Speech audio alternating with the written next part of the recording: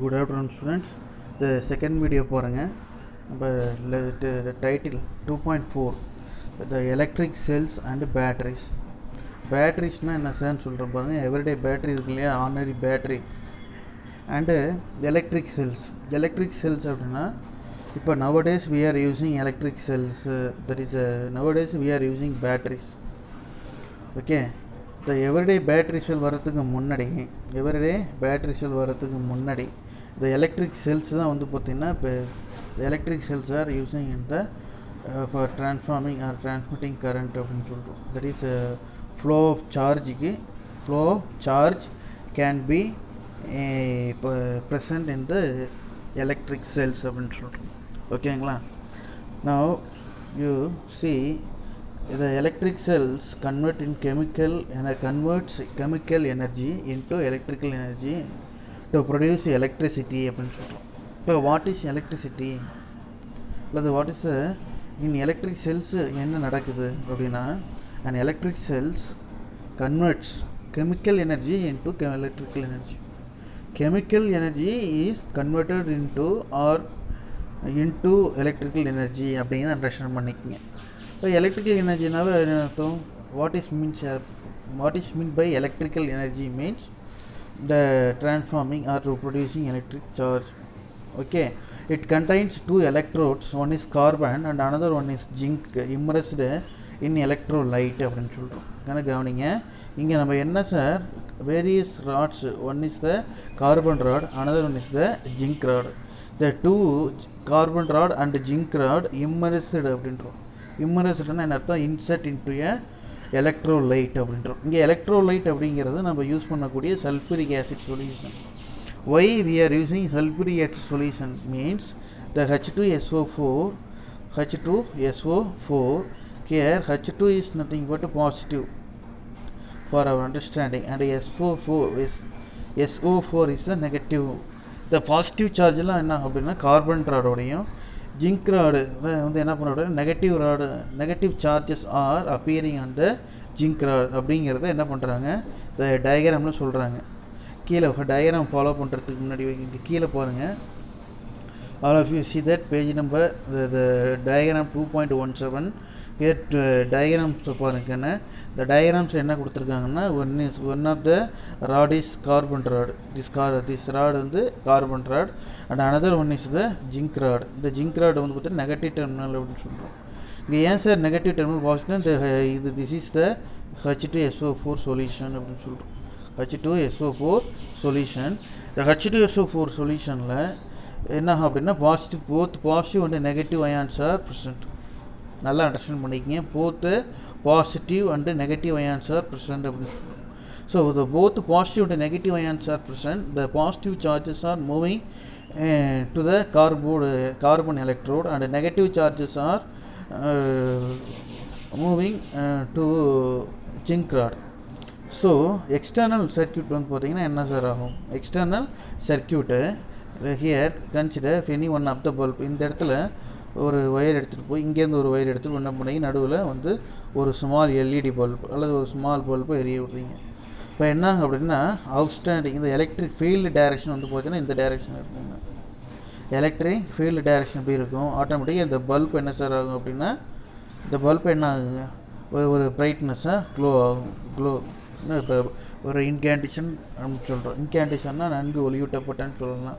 இப்போ இங்கே வந்து பார்த்தீங்கன்னா ஹியர் இந்த பல்ப்ஸ் வந்து கொஞ்சம் ப்ரைட்டாக எரியும். சரி, இந்த பல்பு ப்ரைட்டாக எரியறதுக்கு அங்கே எவ்வளோ எனர்ஜி தேவைன்னா small amount of electric charge or electricity அப்படின்றோம். இப்போ இந்த எலக்ட்ரிசிட்டி ஆர் எலக்ட்ரிக் சார்ஜ் வந்து பார்த்தீங்கன்னா just a small value for LED bulb இருக்கு இல்லையா. எல்இடி பல்பு வந்து பார்த்தீங்கன்னா ஜஸ்ட் மினிமம் வேல்யூ 1.5 வோல்ட் இருந்தால் போதுங்கன்னா ஸ்மால் எல்இடி பல்பு எரியும். ஓகேவா? இப்போ இந்த இடத்துல ஒரு எல்இடி பல்பை ப்ளேஸ் பண்ணலாம். இப்போ எல்இடி பல்பு ப்ளேஸ் பண்ணுறப்ப என்ன ஆட்டோமேட்டிக்காக இட் ஷுட் பி பிரைட் அப்படின்னு சொல்கிறோம். ஓகேங்களா? இந்த இதுதான் என்ன சொல்கிறாங்க. அப்போ நம்ம we are using nowadays batteries use பண்ணுறோம் இல்லையா. எவர்டே பேட்ரிஸ் யூஸ் பண்ணுறோம் வாட்ச் கிடையறதுக்கு அண்டு டார்ச் லைட்டுக்கு. இதெல்லாம் அந்த பேட்டரிலாம் வர்றதுக்கு முன்னாடி இப்படி தான் என்னது சார்ஜை வந்து ஃபஸ்ட்டு என்ன பண்ணாங்க, அனலைஸ் பண்ணுறதுக்கு இந்த மெத்தடை தான் ஃபாலோ பண்ணாங்க. ஸ்டடி பண்ணுறதுக்கு this method is based for all this என்னது ஸ்டடி ஆஃப் சார்ஜ் அப்படின்றோம். Next, the several electric cells are connected together from the battery. When the cell or battery is connected in the circuit, the electrons from the negative terminal to the positive terminal to the circuit by using chemical reaction. இந்த reaction என்ன sir நேம்னா chemical reaction. இந்த பேராவை நான் already சொல்லிட்டேன். இப்போ இவ்வளோ நேரம் நான் explain பண்ணதே வந்து என்ன சார் அப்படின்னா இந்த பேராவை தான் சொன்னேன். ஓகேவா? நான் அடுத்த டாபிக் போகிறேங்க. டயக்ராம் கீழே போகிறேங்க. Produce potential difference across its terminal அப்படின்றோம். இப்போ பொட்டன்ஷியல் டிஃப்ரென்ஸ்னால் the potential difference provides the energy to move the electrons through the circuits அப்படின்றோம். இப்போ what is potential difference? the potential differenceனால் இங்கே என்ன சொல்லுவோம்னா provides energy to move the electrons சொல்கிறோம் இல்லையா? இப்போ எலக்ட்ரான்ஸ் வந்து பார்த்திங்கன்னா சிம்பிளி ஐ சே தட் ஒரு எலக்ட்ரான்ஸ் இருக்குன்னா ஆட்டோமேட்டிக்காக என்ன ஃபோர்ஸ் ஏன்னா ரிப்பல்சிவ் ஃபோர்ஸ் தான் ஃபார்ம் ஆகுதுன்னு. பட் அந்த ரிப்பல்சிவ் ஃபோர்ஸை மீறி என்ன ஆகும், நம்ம சார்ஜ் வந்து கண்டினியூஸாக மூவ் ஆகிட்டுருக்கு அப்படின்னு சொல்கிறோம். இப்போ அந்த சார்ஜ் மூவ் ஆகிறப்போ சம் எக்ஸ்டர்னல் ஃபோர்ஸ் அப்படின்றோம். The external force is nothing but here potential. The external force is nothing but here potential. The potential difference வந்து என்ன கண்டினியூஸாக இங்கே ட்ராப் ஆகுது அப்படின்னு இந்த சர்க்யூட்டில். இப்போ commercially available electric cells and battery we are using என்னது கமர்ஷியல் செல்ஸ் பேட்டரிஸ் தான் இங்கே கொடுத்துருக்காங்க. இது இந்த 2 செல்ஸ் வந்து என்னது கமர்ஷியலி வி ஆர் யூஸிங் என்னது பேட்டரி செல்ஸ். ஓகேங்களா? நெக்ஸ்ட்டு அப்படியே கீழே வாங்க எலக்ட்ரிக் செல்ஸ் அண்ட் பேட்டரிஸ். அதுக்கு வந்து electromotive force and internal resistance அப்படின்றது. இப்போ வாட் இஸ் எலக்ட்ரோமோட்டிவ் ஃபோர்ஸ் அப்படின்னு பார்த்துக்கோங்க. இஎம்எஃப் அப்படின்னு சொல்கிறோம். Electromotive force is defined as the EMF அப்படின்னு சொல்கிறோம். இஎம்எஃப்னால் என்ன சார்? எலக்ட்ரோமோட்டிவ் ஃபோர்ஸு இஎம்எஃப் அப்படின்றோம். இஎம்எஃப் எலக்ட்ரோமோட்டிவ் ஃபோர்ஸ் அப்படின்றோம். The electromotive a battery or cell is called a source of electromotive force EMF. The term electromotive force is a misnomer since it does not really refer to a force but describes a potential difference in volts. What's the meaning sir அப்படின்னா the electromotive forceனா first என்னன்னு சொல்கிறோம் பாருங்கள், understand பண்ணிக்கங்க. இந்த electrons எல்லாம் ஒரு particular டைரக்ஷனில் flow ஆகிறதுக்கு என்ன வேணும் அப்படின்னா இது வேணும், ஒரு ஃபோர்ஸ் இருந்தால் தான் என்னது எக்ஸ்டர்னல் ஃபோர்ஸ் இருந்தால் தான் அந்த சார்ஜஸ் பர்டிகுலர் டைரக்ஷனில் மூவ் ஆகும். That force is nothing but electromotive force அப்படின்றது. But it is not a real force அப்படின்லாம். But it is not a real force. அப்போ இந்த ரியல் ஃபோர்ஸ் இல்லாமல் எப்படி இந்த சார்ஜ் மூவ் ஆகுதுன்னா ஜென்ரலாக வந்து என்னது இந்த மேலே டயக்ராமில் பார்த்தோம் இல்லையா, carbon rod zinc rod page number அந்த டயக்ராமை பாருங்கள். பேஜ் நம்பர் 2.17 டயக்ராமை பாருங்கள். இந்த கார்பன் ராட் ஜிங்க் ராட் இருக்கப்போ ஆட்டோமேட்டிக்காக என்ன ஆகுது positive charge and negative charges are appearing அப்படின்னு சொல்கிறோம் on the carbon rod and zinc rod. ஆட்டோமேட்டிக்காக என்ன ஆகும், எக்ஸ்டர்னல் மீன்ஸ் அவுட் சைடுனா என்ன அர்த்தம், அவுட் சைடுனா என்ன மீனிங்கு, பாசிட்டிவ் டெர்மினல்லேருந்து ஒரு ஒயரையும் பாசிட்டிவ் டெர்மினல்லேருந்து ஒரு ஒயர், ஓகேவா? நெக்ஸ்ட்டு நெகட்டிவ் டெர்மினல்லேருந்து ஒரு ஒயர் இது என்ன பண்ணுறோம் அப்படின்னா கனெக்ட் பண்ணிடுறோம். அப்படி கனெக்ட் பண்ணுறப்போ ஆட்டோமேட்டிக்காக என்ன ஆகும், இங்கே எலக்ட்ரான்ஸு ஃப்ளோ ஆகுது அப்படின்னு சொல்கிறோம். ஓகேவா? எலக்ட்ரான்ஸ் ஆக்சுவலாக ஃப்ளோ ஆகிறது வந்து பார்த்திங்கன்னா ஃப்ளோ ஆஃப் சார்ஜ் கரண்ட் அப்படின்னு சொல்கிறோம். Simply I say that the flow of charge is nothing but current that is known as electricity. Okay, but here what is electromotive force அப்படின்னா எலக்ட்ரான்ஸ் வந்து particular டைரக்ஷனில் flow ஆகிறதுக்கு we can applying some force அப்படின்னு சொல்லி நினச்சிட்டு இருக்கோம். But அந்த நம்ம அதில் ஃபோர்ஸ் நம்ம அப்ளை பண்ணல அப்படின்றோம். ஓகேவா? திஸ் இஸ் தான் இப்போ does not really for real force அப்படின்றோம். Does not really perform to the force but describe the potential டிஃப்ரென்ஸ்னால் அங்கே என்ன ஆகுது, சம் வோல்ட் ஃபார்ம் ஆகுது. இப்போ பொட்டன்ஷியல் டிஃப்ரென்ஸ்னால் என்ன, one positive one negative charge இருக்குது சார், ஒன் நெகட்டிவ் சார்ஜ் இருக்குது, இன்னொரு நெகட்டிவ் சார்ஜ் இருக்குது அப்படின்னா ஆட்டோமேட்டிக்காக என்ன ஆகும் அப்படின்னா சம் ரிப்பல்சிவ் ஃபோர்ஸ் நடக்கும், அந்த சம் பொட்டன்ஷியல் க்ரியேட் ஆகும் அப்படின்றோம். Okay, next one the EMF of the battery cells is voltage provided by the battery when no current flows to external circuit. Okay, EMF of the battery or cells is voltage provided by the battery when no current flows in external circuit is shown in figure 2.19 அப்படின்றோம். 2.19 எங்கே இருக்குது பாருங்கள், all of you see that page 2.19. இப்போது இந்த everyday battery செல் இருக்கு இல்லையா, அந்த everyday battery செல்லில் வந்து என்ன பண்ணியிருக்கேன், இங்கே சும்மா ஒரு ஸ்மால் செல்லை கன்சிடர் பண்ணிவிட்டு மல்டிமீட்டரை யூஸ் பண்ணி மல்டிமீட்டரோட ஒரு எட்ஜை வந்து இங்கேயும் அனதர் ஒன் எட்ஜை வந்து என்னது இங்கேயும் கொடுத்துருக்காங்க. இப்போ இந்த பேட்டரியிலேருந்து என்ன ஆகுது, எக்ஸ்டர்னல் ஃபோர்ஸ் வந்து மல்டிமீட்டருக்கு போகுது அப்படின்னு சொல்லி பார்க்குறப்ப அந்த ஸ்மால் அமௌண்ட் ஆஃப் வேல்யூவை நம்மளால் மெஷர் பண்ண முடியும். ஸ்மால் அமௌண்ட் ஆஃப் வேல்யூ, அந்த பேட்டரியோட வேல்யூ எவ்வளோ அப்படிங்கிறத என்ன பண்ணலாம், we can derive or we can measure. ஓகேவா? பட் ஆனால் கரண்ட்டு ஃப்ளோஸ் ஆகும் அப்படின்னு சொல்ல முடியாது. என்ன சொல்கிறான்னு புரிஞ்சுக்கிங்க. ஸ்மால் பேட்டரியோட வேல்யூ தான் இங்கே என்ன பண்ண முடியும், the measuring the EMF of the cell போட்டிருக்காங்க பாருங்கள். measuring the EMF of the cell. measuring the EMF of the cell means measuring the EMF of the cell means EMF value மட்டும் தான் என்ன பண்ண முடியும், இங்கே மெஷர் பண்ண முடியும். ஓகேவா? Electromotive force.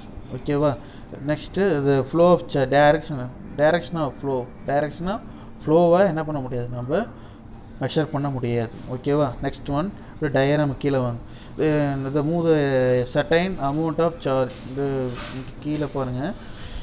Next the electromotive force determines the amount of work done. அப்படியே அன்லைன் பண்ணிங்கப்பா. The electromotive force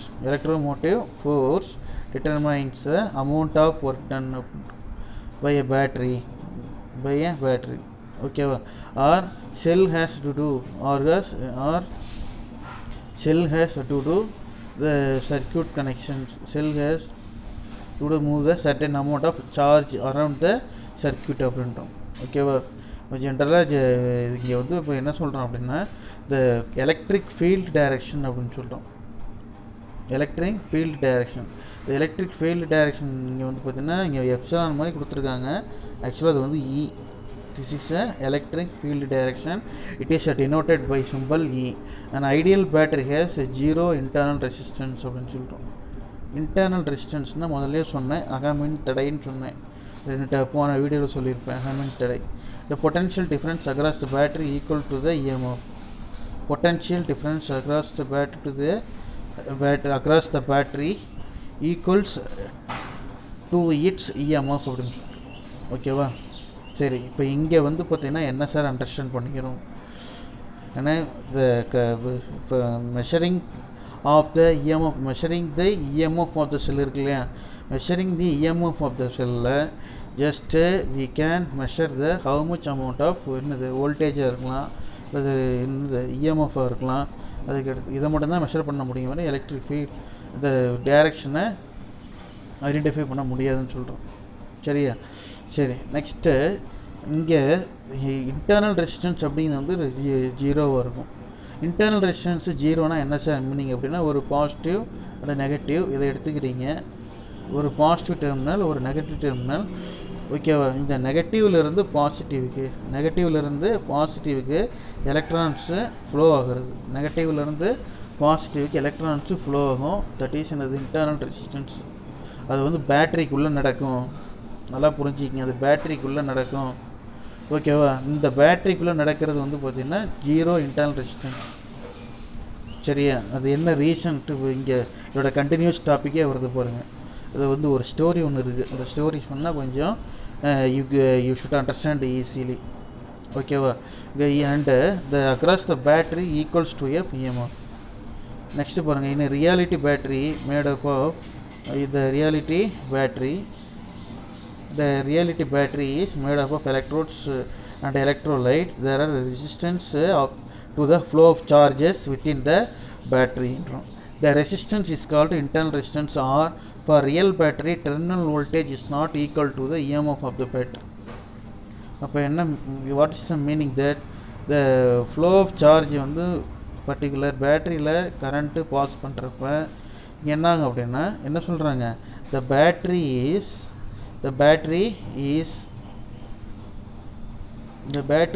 made electrode first point and electrolyte. இப்போ எலக்ட்ரோலைட்னால் என்ன, எலக்ட்ரோட்ஸ்னால் என்ன, இதனால் தெளிவாக தெரிஞ்சுக்கிங்க. முன்னாடி நீங்கள் எலக்ட்ரிக் செல்ஸில் படிச்சிருப்பீங்க. எலக்ட்ரிக் செல்ஸ்னால் இந்த 2.17 டயக்ராம் பார்த்தீங்க இல்லையா, sulphuric acid, carbon rod, carbon electrode, zinc electrode பார்த்தோம் இல்லையா. அதை விட இப்போ நம்ம நார்மல் இந்த எவ்ரிடே பேட்டரி செல்லோ அல்லது இந்த பேட்டரி செல் எடுத்துக்கிறீங்க. இந்த பேட்டரி செல்லில் வந்து பார்த்திங்கன்னா இப்போ நான் கொஞ்சம் அண்டர்ஸ்டாண்ட் பண்ணிக்கிங்க. ஒரு இம்பார்ட்டண்ட் ஸ்டோரி ஒன்று சொல்கிறேன்னு சொன்னால, அது இங்கே தான் சொல்கிறேன், கவனிங்க. இப்போது இந்த பேட்டரியோட பாசிட்டிவ் இது நெகட்டிவ் டயக்ராம் நான் போட வேணாம், இங்கேயே இருக்குது. இப்போ இந்த பேட்டரியோட பாசிட்டிவ் இதுக்கு என்ன, இதுதான் இந்த பேட்டரி தான் இங்கே போட்டிருக்கேன். ஓகேவா? இது வந்து நெகட்டிவ் டெர்மினல் அக்செப்ட் பண்ணிக்கங்க. நெகட்டிவ் டெர்மினல், இது நெகட்டிவ், இங்கே இருக்கிறது பாசிட்டிவ். நம்ம வீட்டில் இருக்கக்கூடிய டார்ச் லைட்டுக்கு போடுறீங்க இல்லையா பேட்டரி செல், இந்த பேட்டரி செல்லில் ஒன் எட்ஜ் வந்து பார்த்திங்கன்னா மேடாக இருக்கும், பார்த்துருப்பீங்க. ஒன் எட்ஜ் வந்து பார்த்திங்கன்னா எப்படி இருக்கும், கொஞ்சம் குழியாக இருக்கும். This is negative terminal, this is positive terminal. ஓகேவா? இப்போ இந்த நடுவில் வந்து பார்த்திங்கன்னா என்ன சார் இருக்கும், பழைய பேட்டரி யாராவது உடச்சி பார்த்துருக்கீங்களா? பழைய பேட்டரி உடச்சி பார்த்தீங்கன்னா இங்கே நடுவில் என்ன சார் இருக்கும் அப்படின்னா எப்படி இருக்கும், பழைய நடுவில் ஏதோ பிளாக்காக ஒரு கார்பன் ராடு, கார்பன், அதுக்கு நேம் என்னென்னா கார்பன் ராடு அப்படின்னு சொல்லி கருப்பு கலர் குச்சி இருக்கும். எத்தனை பேர் பார்த்துருக்கீங்கன்னு தெரியல. இப்போ சான்ஸ் கிடைச்சாலும் என்ன பண்ணுங்கள், ஒரு பேட்டரி ஒன்று எடுத்து உடச்சி பாருங்கள். பழைய பேட்டரி, புது பேட்டரி எடுத்து கூட உடைக்கலாம், தப்பு இல்லை. அது உங்கள் வீட்டில் பர்மிஷன் வாங்கிட்டு உடைங்க. ஓகேவா? சரி, இப்போ இங்கே என்ன சொல்கிறேன் அப்படின்னு கவனிங்க. இப்போ இந்த பேட்டரி இருக்கு இல்லையா, இந்த பேட்டரி வந்து சிலிண்ட்ரிக்கல், நான் வந்து ரெக்டாங்குலர் ஷேப்பில் போட்டிருக்கேங்கண்ணே, பட் இட் இஸ் ஏன் சிலிண்ட்ரிக்கல் ஷேப். ஓகேவா? பேட்டரி எப்படி இருக்குன்னு எல்லாத்துக்குமே தெரியும். இந்த சிலிண்ட்ரிக்கல் ஷேப் இருக்கக்கூடிய அந்த பேட்டரிக்குள்ளே வந்து பார்த்தீங்கன்னா இந்த சென்டரில் வந்து கார்பன் என்னது கார்பன் ராடு இருக்குது. கார்பன் ராடு, கரிக்குச்சி, கரித்துண்டு அப்படின்னு சொல்கிறோம். கார்பன் ராடு, என்னது கரித்துண்டு, நீளமான குச்சி ஒன்று இருக்கும். இப்போ இனிஷியல் ஸ்டேட்டில் அதாவது பேட்டரி வாங்கின புதுசில் இந்த இடத்துலலாம் இங்கே இருக்கு இல்லையா, இதுலேயே வந்து பார்த்தீங்கன்னா என்ன சொல்கிறோம் அப்படின்னா ஒரு கெமிக்கல் எலமெண்ட் இருக்கும். இந்த கெமிக்கல் எலமெண்ட் எப்படி சார் இருக்கும் அப்படின்னா பேஸ்ட் மாதிரி இருக்கும். பேஸ்ட்னா என்ன பேஸ்ட்டு, பல்லு விளக்குற பேஸ்ட் இருக்கு இல்லையா, டூத் பேஸ்ட் இருக்கு இல்லையா, அந்த டூத் பேஸ்ட் மாதிரி என்னது இங்கெல்லாம் வந்து பிளாக் கலரில் வந்து என்னது எலக்ட்ரோலைட் மெட்டீரியல்ஸ் இருக்கும். என்ன சொல்கிறேன் புரியுது? என்ன சொல்கிறேன்னு கவனிங்க. இந்த first cylindrical, one is the positive terminal, another one negative terminal, நடுவில் கார்பன் ராட் இருக்குது. திஸ் இஸ் சிலிண்ட்ரிக்கல் ஷேப் அப்படின்னு சொல்லிட்டேன். இந்த சிலிண்ட்ரிக்கல் ஷேப்பில் இன்சைடு த சிலிண்ட்ரிக்கல் ஷேப்பில் என்ன இருக்கும் அப்படின்னா பேஸ்ட் வந்து பார்த்திங்கன்னா இப்படி இருக்கும், ஃபில்லாக இருக்கும். எப்படி வந்து வாட்டர் வந்து ஸ்டோர் பண்ணுற சிலிண்ட்ரிக்கலாக வந்து ஒரு பாத்திரம் எடுத்துக்கும், கிளாஸ் எடுத்துக்காது, தண்ணி குடிக்கிற கிளாஸ் இருக்கு இல்லையா, அது எப்படி இருக்குது, சிலிண்டராக தானே இருக்குது, சிலிண்ட்ரிக்கல் ஷேப்பில் தானே இருக்குது. லைக் தட், அதை இமேஜின் பண்ணிக்க தம்பி. இந்த மேலே இருக்கிற இந்த டாப் மூடி இருக்கு இல்லையா, எந்த டாப் மூடி, இந்த டாப் இருக்குல்ல, இந்த சில்வர் டாப்பு, அந்த சில்வர் டாப்பை தூக்கிட்டு அடியில் வந்து என்ன பண்ணிடுறேன், எலக்ட்ரோலைட் மெட்டீரியலை ஃபில் பண்ணுறேன். எலக்ட்ரோலைட்டிக் மெட்டீரியல் அப்படின்றோம்.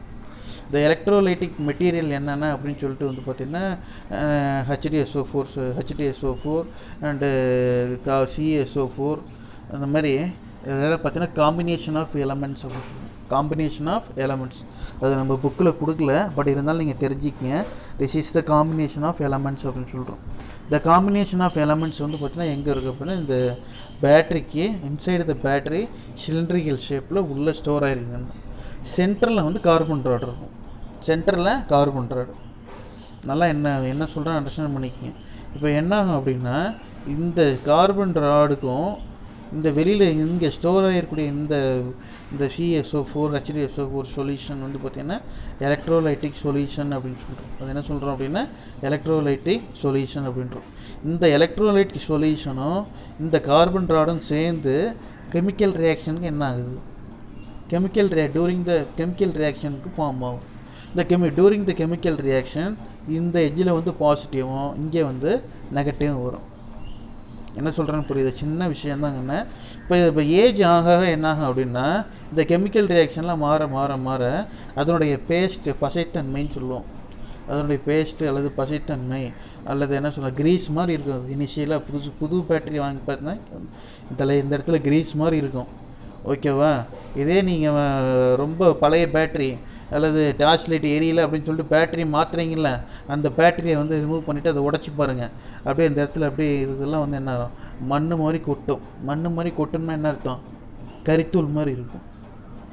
அப்போ என்ன அர்த்தம், சொல்கிறத ஃபாலோ பண்ணுறீங்களா தம்பி எல்லோரும்? என்ன சொல்கிறேன்னு, இப்போ இந்த இடத்துல இருக்கக்கூடிய அது வந்து பார்த்தா இனிஷியலாக சிலிண்ட்ரிக்கல் இதில் சென்டரில் மட்டும்தான் என்ன இருக்கும், கார்பன் ராடு இருக்குங்கண்ணே.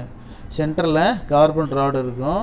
மற்றபடி சிலிண்ட்ரிக்கல் லெவலில் ஃபுல்லாக என்ன இருக்கும், பேஸ்ட் மீன்ஸ் கிரீஸ் மாதிரி இருக்கும். அது கிரீஸ் அல்லது டூத் பேஸ்ட் மாதிரி gel, it is a gel கூட சொல்லலாம்.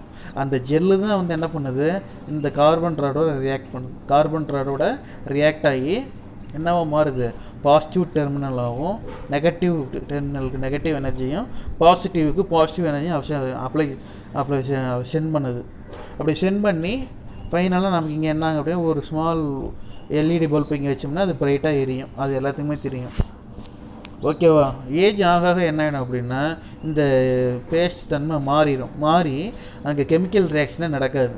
இப்போ கெமிக்கல் ரியாக்ஷன் நடக்காதப்போ பாசிட்டிவ் எனர்ஜி அங்கே சென்ட் ஆகாது, இங்கே நெகட்டிவ் எனர்ஜி சென்ட் ஆகாது, நெகட்டிவ் எலக்ட்ரான்ஸ் சென்ட் ஆகாது, இங்கே பாசிட்டிவ் எலக்ட்ரான்ஸும் சென்ட் ஆகாது. அப்போ பாசிட்டிவ் சார்ஜ் பாஸ் ஆகாது. அப்போ ஆட்டோமேட்டிக்காக என்ன ஆகணும், செல்லு வந்து போயிடுச்சு அப்படின்றோம். அதை தான் இங்கே வந்து என்ன சொல்கிறாங்க பாருங்கள், for real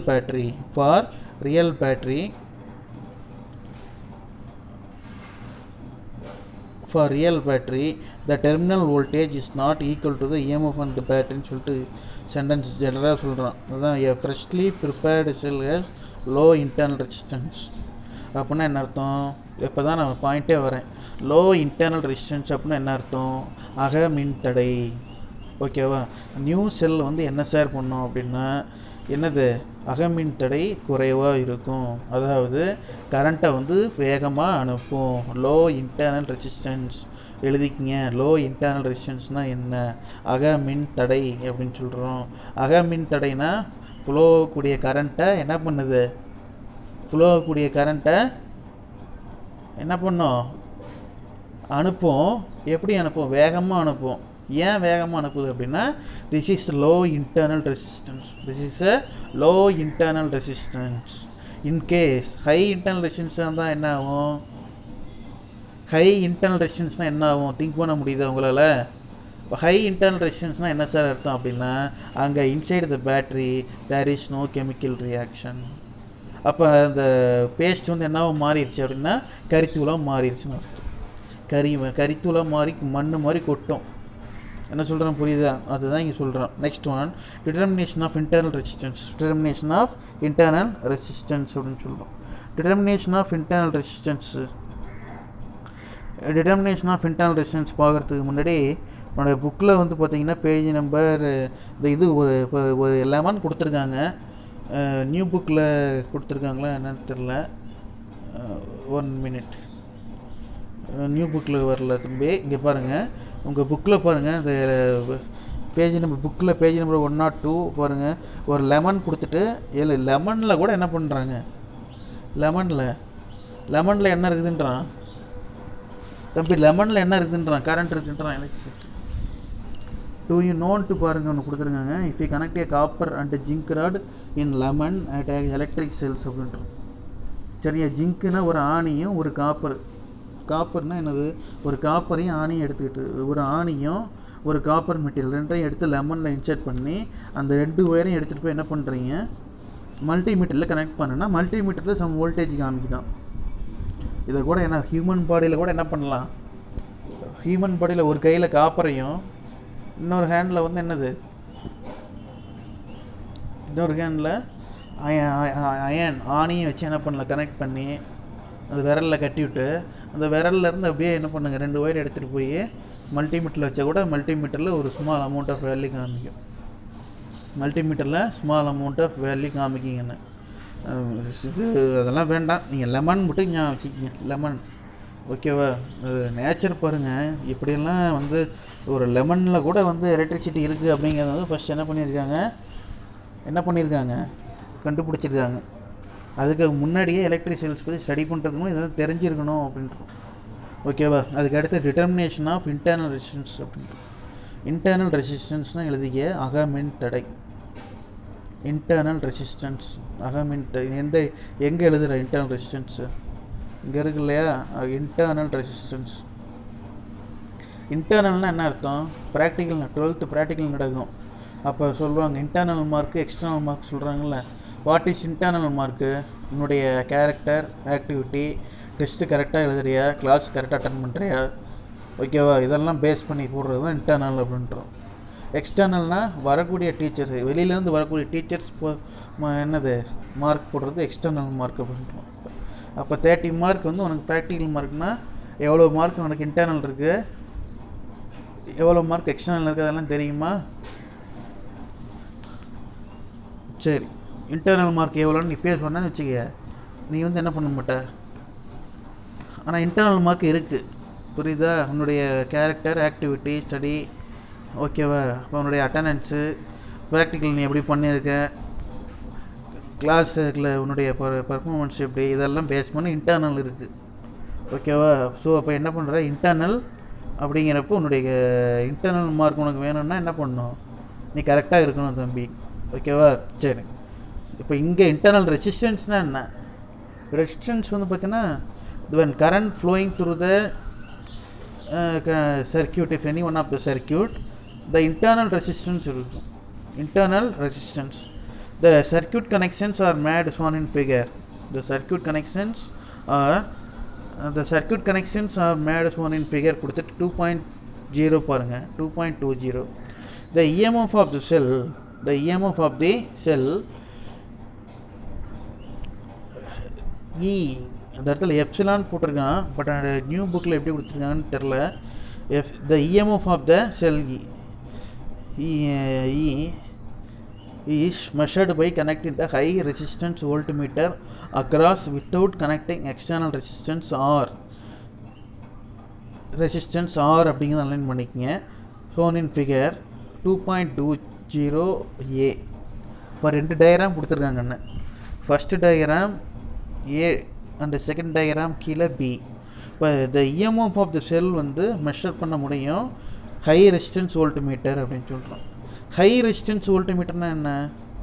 high resistance voltmeter across with connecting the external circuit resistance R as one in figure 2.20னா, இப்போ இந்த வோல்ட்மீட்டர் இருக்குது இல்லையா, இப்போ இந்த வோல்ட்மீட்டர் வந்து என்ன சொல்கிறோம் அப்படின்னா ஹை ரெசிஸ்டன்ஸ் வோல்ட்மீட்டர் அப்படின்னு சொல்கிறோம். இந்த வோல்ட்மீட்டர் இஸ் நத்திங் கூட என்ன சொல்கிறோம், ஹை ரெசிஸ்டன்ஸ் வோல்ட்மீட்டர் அப்படின்னு சொல்கிறோம். when the current flowing through the circuit என்ன ஆகும், positive terminal to negative terminal போகும் திருப்பி. இப்போ இதுதான் நினச்சிட்டு இருக்கோம், இது வந்து என்னது எலக்ட்ரிக் ஃபீல்டு டைரக்ஷன், ஓகேவா? இப்போ இந்த எலக்ட்ரிக் ஃபீல்டு டைரக்ஷன் இது நடக்கிறப்பவே என்ன ஆகும் அப்படின்னா, ஒரு பாசிட்டிவ் டெர்மினல், நெகட்டிவ் டெர்மினல், ஓகேவா? இங்கே நெகட்டிவ் டெர்மினல் வந்து பாசிட்டிவ் டெர்மினலுக்கு இப்படி போனால் தான் என்ன ஆகும், சர்க்யூட் கனெக்ஷன் க்ளோஸ் ஆகும்னு அர்த்தம். அதை தான் இன்டர்னல் ரெசிஸ்டன்ஸ் அப்படின்னு சொல்கிறோம், அகமின் தடை அப்படின்னு சொல்கிறோம், ஓகேவா? சரி, இங்கே பாருங்கள், அகைன் மேலே வாங்க பாருங்கள். the next, since the voltmeter draws very little current deflection, circuit may be considered open. இப்போ சர்க்யூட் வந்து ஓப்பனில் இருந்தது அப்படின்னா வோல்ட்மீட்டரில் வந்து பார்த்தீங்கன்னா just small amount of deflection is possible. அது எப்படி சர்க்யூட் ஓப்பனில் இருந்தால் வோல்ட்மீட்டர் வந்து லிட்டில் கரண்ட்டு பாஸ் ஆகுமா அப்படின்னா அது வந்து என்னது நேச்சர் தான், ஓகே? எப்போன்னா ரெசிஸ்டன்ஸ் வந்து கனெக்டாக இருக்குது, இப்போ சர்க்யூட்டை க்ளோஸ் பண்ணிவிட்டு திருப்பி அல்லது ஓப்பன் பண்ணோம் அப்படின்னா என்ன ஆகும், a little current or deflection to circuit may be consider the open. Hence அதுக்கு என்ன ரீசன் சொல்கிறேன் போகிறேன், hence the voltmeter reading gives the EMF of the cell அப்படின்னு சொல்கிறோம், ஓகேவா? then the external resistance R is included in the circuit and current I is established in the circuit அப்படின்னு. இப்போ இதை வந்து அண்டர்ஸ்டாண்ட் பண்ணிக்கணும் அப்படின்னா டயக்ராம் வச்சு தான் அண்டர்ஸ்டாண்ட் பண்ணிக்கணும். சரி, நான் கீழே டயக்ராமுக்கு வந்து சொல்கிறேன் பாருங்கள். the potential difference across, இதை மட்டும் பாருங்கள். இங்கே கீழே டயக்ராமுக்கு வாங்க, 2 டயக்ராமும் நல்லா அப்சர்வ் பண்ணுங்க. ஸ்டோரி மாதிரி ஃபஸ்ட்டு சொல்லிடுறேன், அதுக்கப்புறம் நம்ம we can discuss it. இப்போ வோல்ட்மீட்டர் வந்து initially this voltmeter parallel to the battery, first point. Second point, the circuit is closed means the current flowing in continuously. Here the voltmeter getting some amount of deflection. First point, the voltmeter getting some amount of deflection means the EMF is also measured. இப்போ what is EMF இங்கே சொல்லியிருப்பாங்க அந்த லைனில், என்ன sir வாதியார் சொல்லாமல் போயிட்டாருன்னு நினைக்காது. The reading gives EMF of the cell இருக்கு இல்லையா, the voltmeter reading gives EMF of the cell இருக்குல்ல, just wait.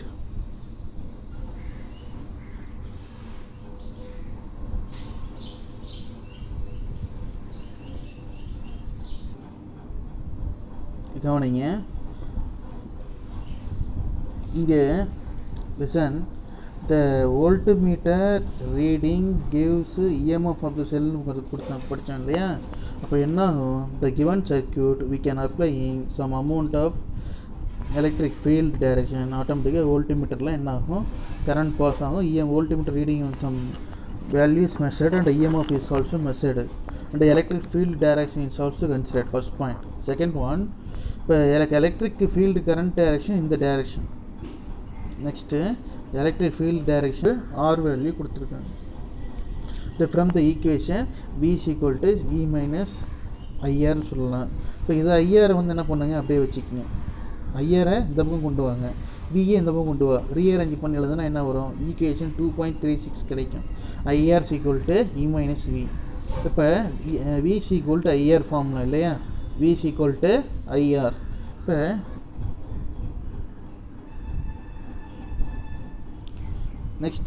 நெக்ஸ்ட்டு பார்த்தீங்கன்னா இந்த ஈக்குவேஷன் பாருங்கள்.